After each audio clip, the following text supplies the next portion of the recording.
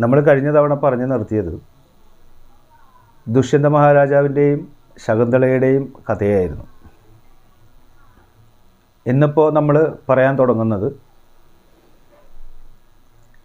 ദേവഗുരു ബൃഹസ്പതിയുടെയും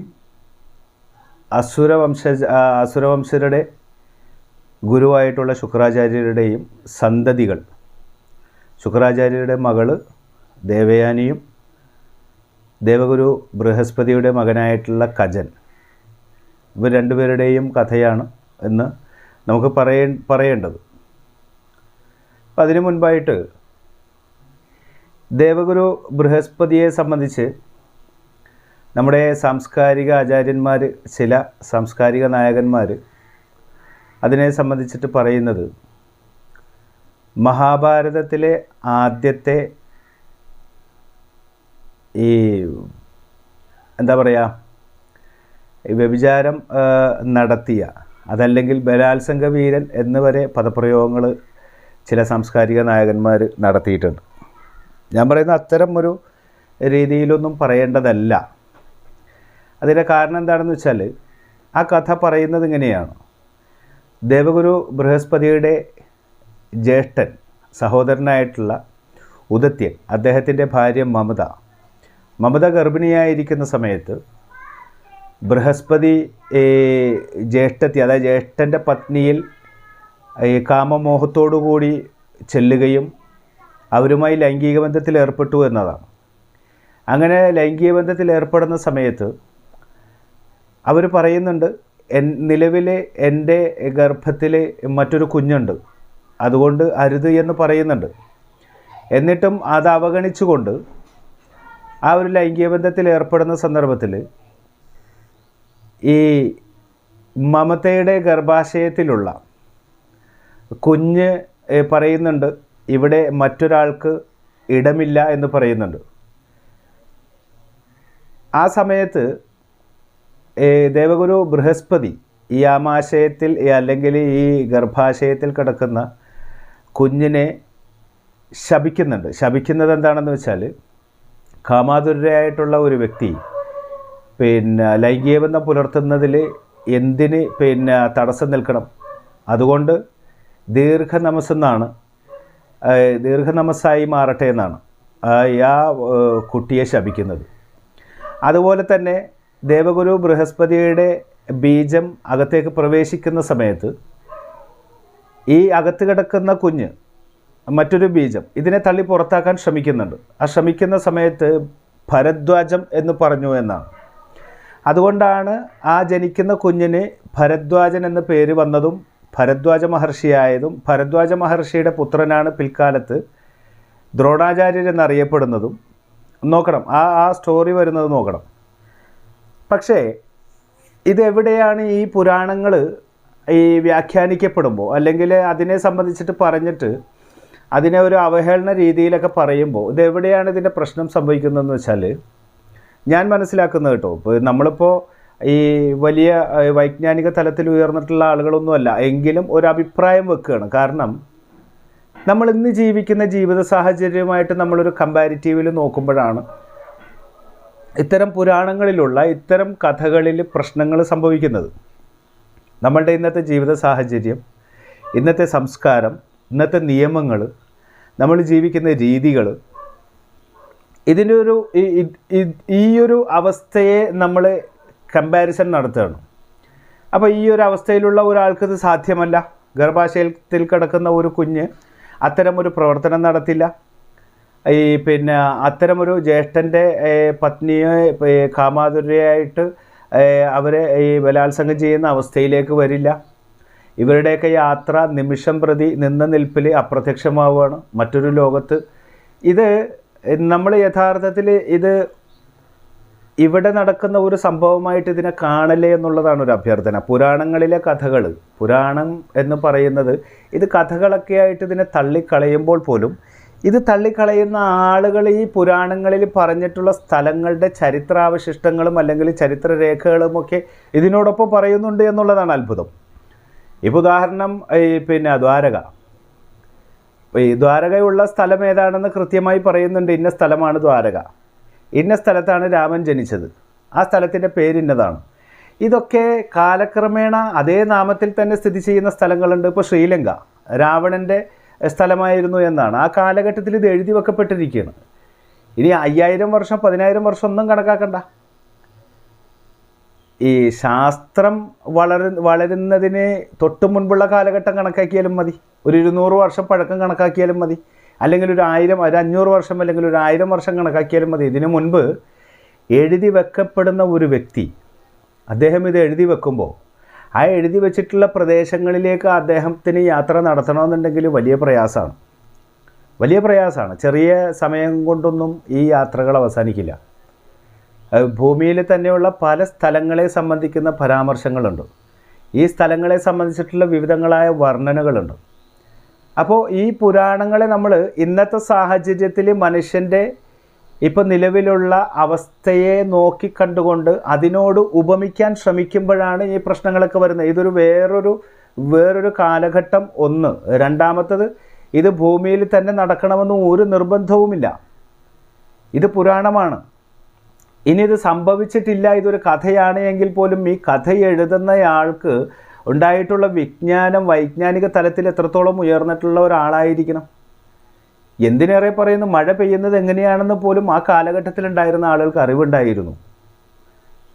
പല കണ്ടുപിടുത്തങ്ങളുടെയും ഇന്നത്തെ കാലഘട്ടത്തിലുള്ള പല കണ്ടുപിടുത്തങ്ങളെയും ഈ പുരാണ കഥകളുമായി ബന്ധിപ്പിക്കുന്നതിൻ്റെ ഒരു പ്രധാന കാരണം, ഈ പുരാണ കാലഘട്ടങ്ങളിലുണ്ടായിരുന്ന ആളുകൾ ചെറിയ ആളുകളല്ല, വൈജ്ഞാനിക തലത്തിൽ വളരെയധികം ഉയർന്നിട്ടുള്ള ആളുകളാണ്. അവർക്ക് ഈ വൈജ്ഞാനിക തലം എവിടെ നിന്ന് കിട്ടിയെന്ന് ചോദിച്ചാൽ അതിനേറെ വിശദീകരിക്കേണ്ടതായി വരും.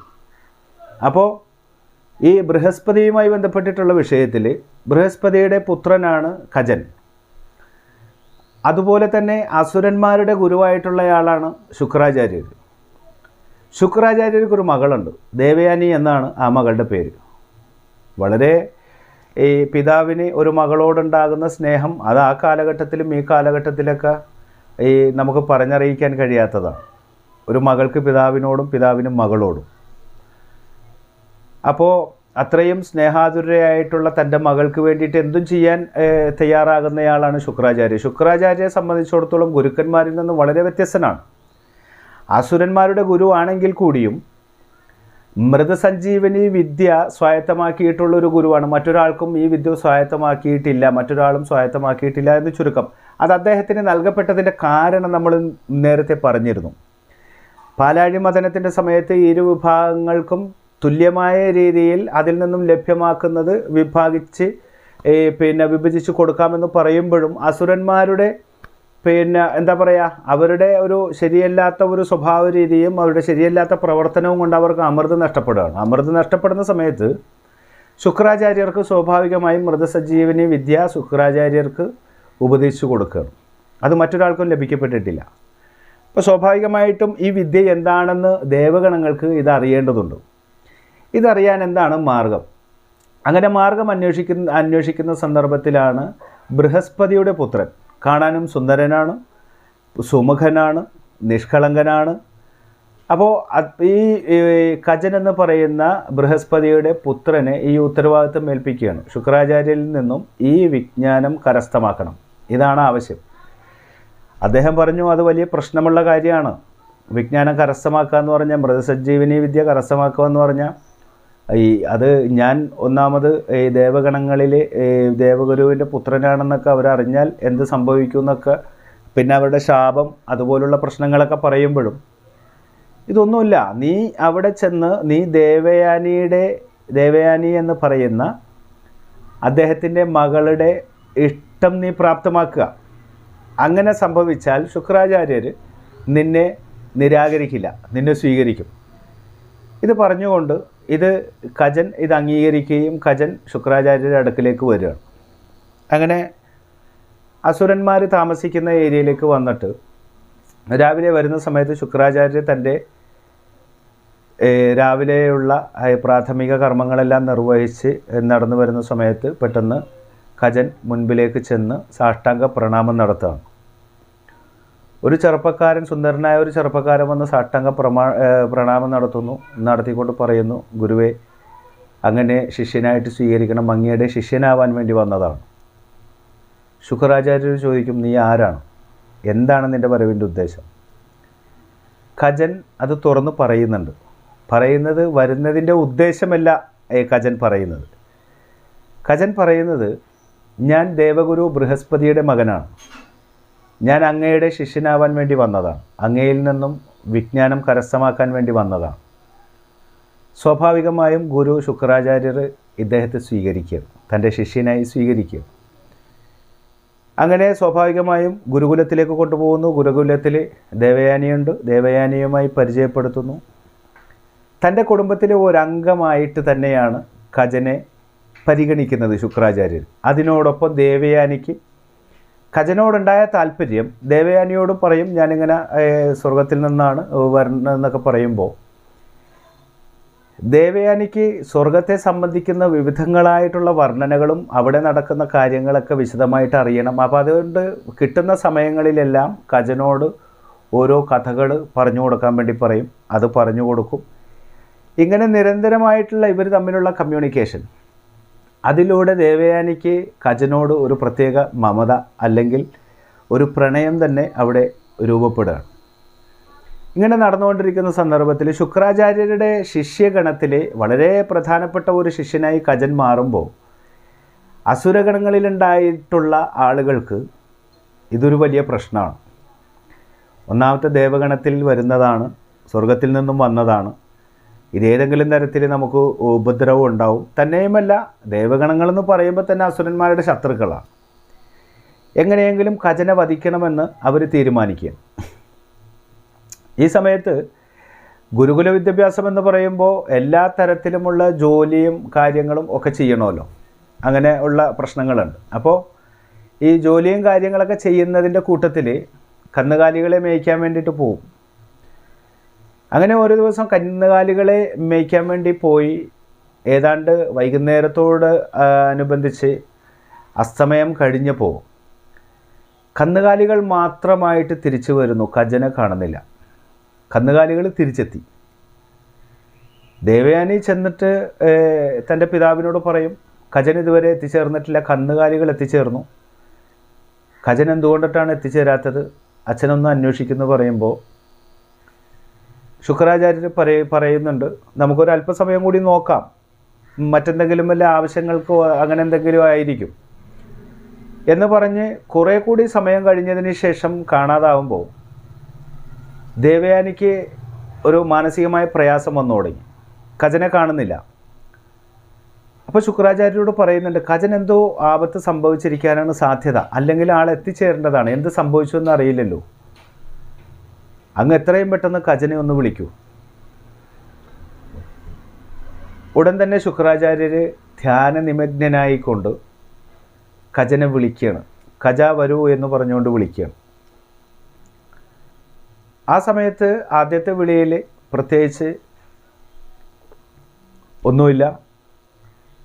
രണ്ടാമത്തെ വിളി പ്രകൃതി മുഴുവൻ ഗർജിക്കുമാർ ഉച്ചത്തിൽ വിളിച്ചു എന്നാണ്. ഖജ വരൂ എന്ന് വിളിക്കുന്ന സന്ദർഭത്തിൽ ചെന്നായ്ക്കളുടെ ഓരിയിടലും അവരുടെ പ്രാണൻ പോകുന്ന സമയത്ത് ചെന്നായ്ക്കൾ ഒച്ചയുണ്ടാക്കുന്ന ആ രീതിയിൽ ചെന്നായ്ക്കളുടെ വളരെ വലിയ ശബ്ദം കേൾക്കുകയാണ്.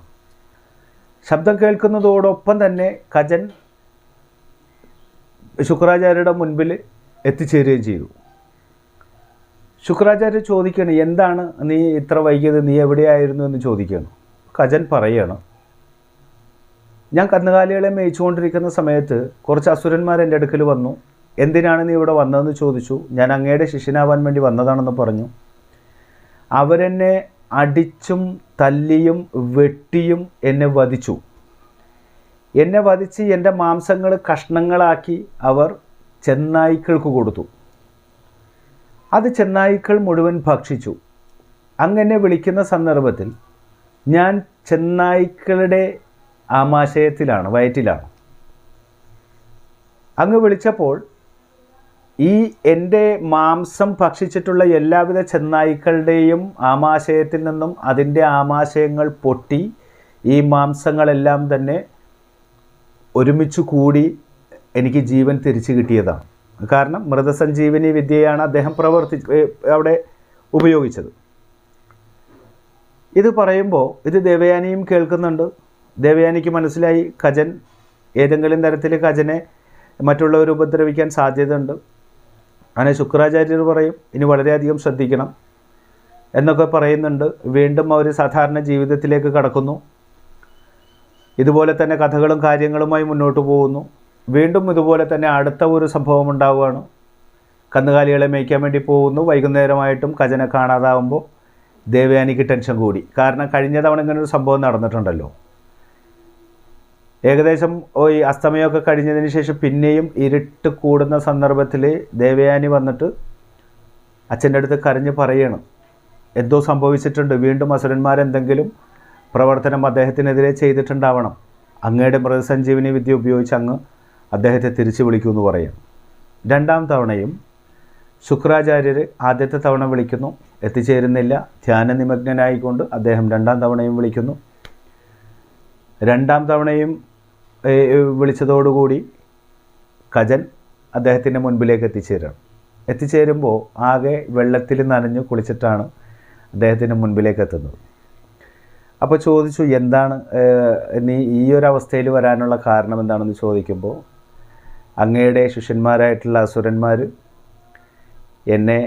എല്ലാവരും കൂടി എന്നെ വധിക്കുകയും അവർ എൻ്റെ ശരീരം മുഴുവൻ നുറുക്കി അതിനെ അരച്ച് അവർ കടലിൽ കലക്കി.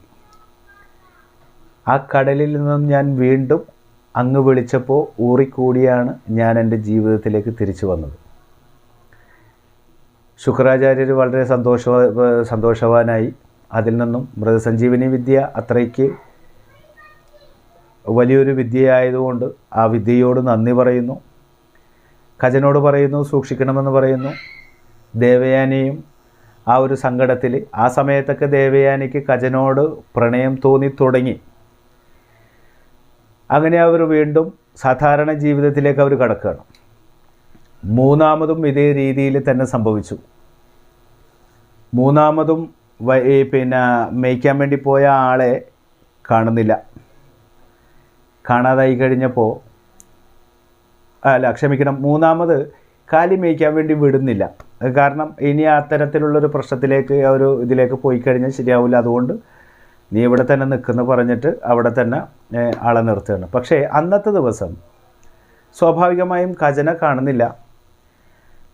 ആൾ ഗുരുകുലത്തിൽ അവിടെ എവിടെയെങ്കിലുമൊക്കെ ഉണ്ടാവും. ദേവയാനി അന്വേഷിച്ച് നോക്കിയിട്ട് അവിടെ എവിടെയും കാണുന്നില്ല. ഉടൻ തന്നെ പിതാവിനോട് വന്ന് പറയുന്നു കജനെ കാണുന്നില്ല, എന്തോ കജനെ സംഭവിച്ചിട്ടുണ്ട്. അങ്ങ് എത്രയും വേഗം കജനെ വിളിച്ചു വരുത്താൻ പറയും. ഇവിടെ എവിടെയെങ്കിലും ഉണ്ടാവും, നമുക്കൊരല്പസമയം കൂടി നോക്കാമെന്ന് പറയുന്നു.